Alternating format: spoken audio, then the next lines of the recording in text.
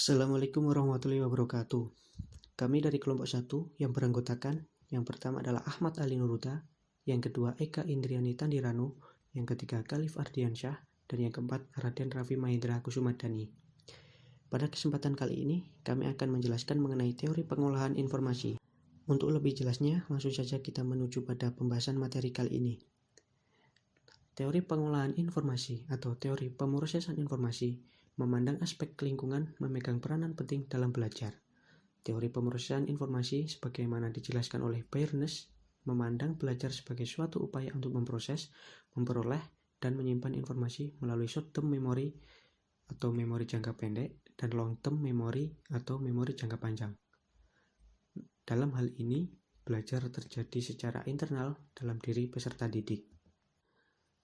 Teori pemrosesan informasi menunjuk kepada cara mengumpulkan atau menerima stimuli dari lingkungan, mengorganisasi data, memecahkan masalah, menemukan konsep-konsep dan pemecahan masalah, serta menggunakan simbol-simbol verbal dan non-verbal.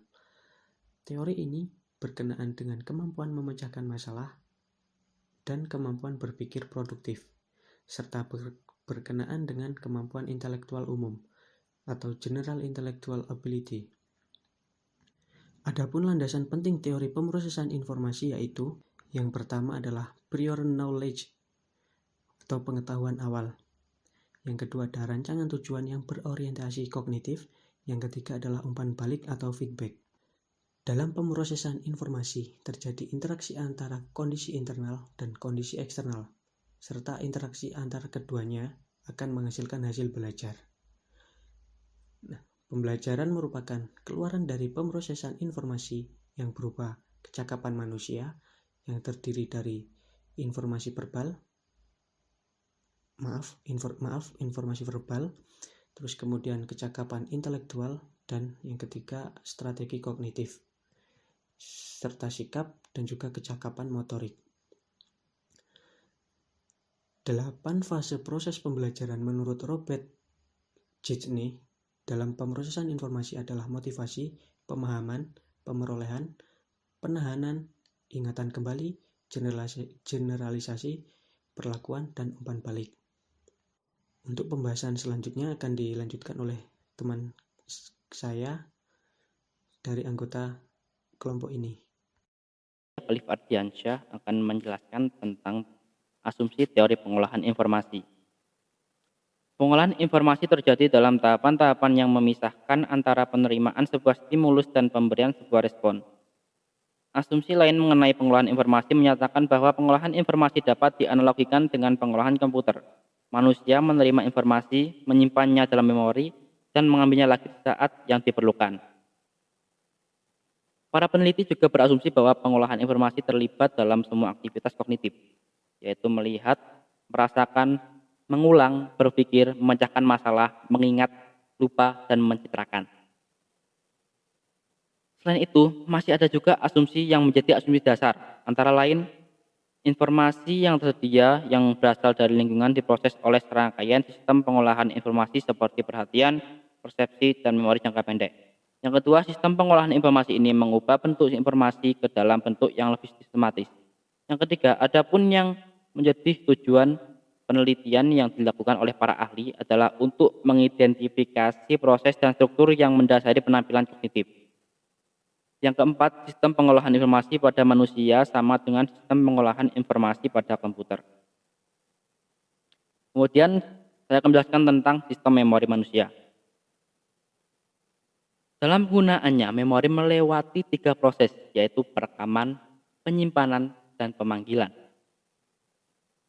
Perekaman adalah pencatatan informasi melalui reseptor indera dalam saraf internal. Proses kedua adalah penyimpanan, yaitu menentukan berapa lama informasi itu berada beserta kita, dalam bentuk apa dan di mana. Kemudian yang ketiga, pemanggilan. Dalam bahasa sehari-hari artinya mengingat lagi, yakni menggunakan informasi yang disimpan. Proses pemanggilan berlangsung melalui 4 tahap, yaitu mengingat, pengenalan, belajar lagi, dan reintegrasi. Sistem ingatan struktur ingat Dan dapat dibedakan menjadi 3 sistem, yaitu sistem ingatan sensorik, sistem ingatan jangka pendek, dan sistem ingatan jangka panjang. Sistem ingatan tersebut dikenal dengan model paradigma Atkinson dan Tipin yang telah disempurnakan oleh Tulving dan Madigan. Memori sensori mencatat informasi atau stimulus yang masuk melalui salah satu atau kombinasi dari panca indera, yaitu secara visual melalui mata, pendengaran melalui telinga, bau melalui hidung, rasa melalui lidah, dan rabaan melalui kulit. Bila informasi atau stimulus tersebut tidak diperhatikan, akan langsung terlupakan. Namun bila diperhatikan, maka informasi tersebut akan ditransfer ke sistem ingatan jangka pendek. Kemudian akan dilempar lagi ke sistem jangka panjang dan akan diingat kembali ke otak. Setelah berada di sistem memori jangka panjang, informasi tersebut akan diperoleh kembali melalui strategi tertentu, atau informasi tersebut akan terlupakan, gagal atau tidak dapat diperoleh kembali karena adanya kekurangan dalam sistem pengasipannya. Beberapa pengertian yang terkandung dalam memori jangka pendek antara lain adalah pengelompokan ke dalam beberapa bongkahan dan pemberian kode terhadap informasi. Saya Raden Raffi akan menjelaskan bagian komponen belajar. Pembelajaran memiliki komponen-komponen yang saling berinteraksi satu sama lain.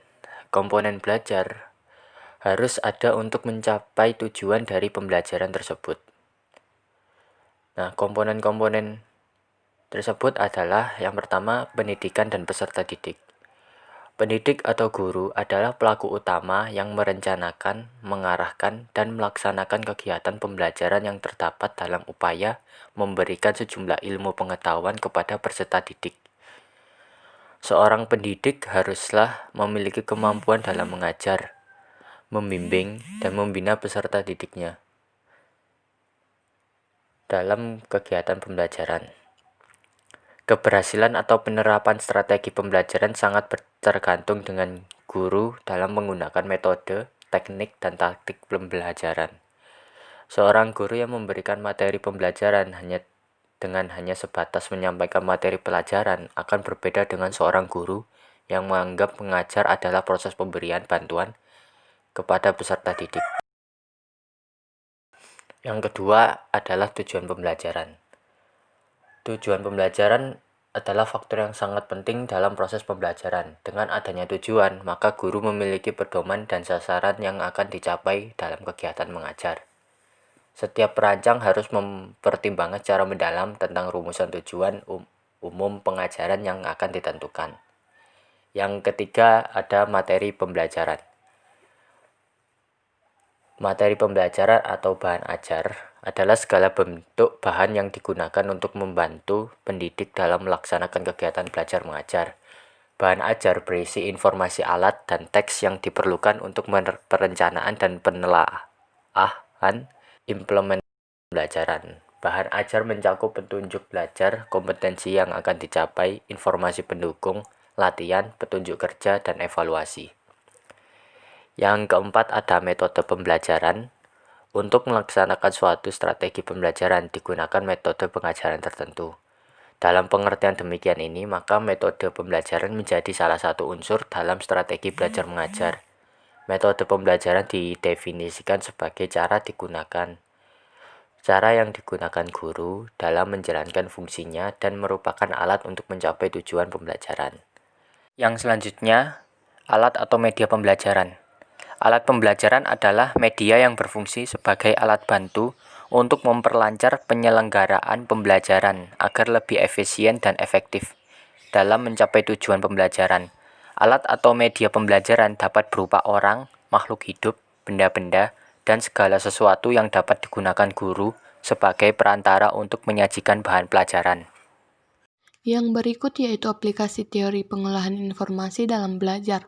Terdapat 3 aplikasi pengajaran yang mencerminkan prinsip pengolahan informasi, yaitu organisator pengantar, fase-fase pembelajaran, dan muatan kognitif. Yang pertama, organisator pengantar. Organisator pengantar adalah pernyataan umum yang disajikan di awal untuk membantu menghubungkan materi sebelumnya dengan materi yang baru.